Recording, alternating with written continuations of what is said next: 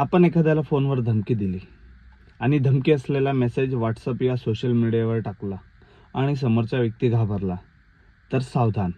नमस्कार, मी जितेंद्र आपल्यासोबत आपल्याला घेऊन येत आहे 100 दिवस 100 नवीन कलमे या सिरीजमध्ये आपल्या सर्वांचं स्वागत आहे.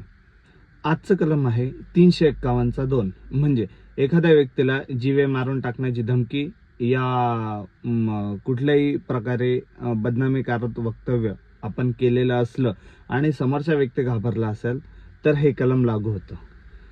या कलमानुसार शिक्षा ही 2 वर्षाची कारावास या दंड किंवा दोन्ही होऊ शकतं.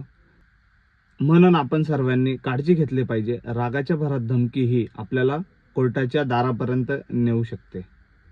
अशाच पोलीस स्टेशनमध्ये लागणाऱ्या कलमांच्या माहितीसाठी फॉलो नक्की करा आणि यूट्यूबला सबस्क्राईब केल्याशिवाय राहू नका.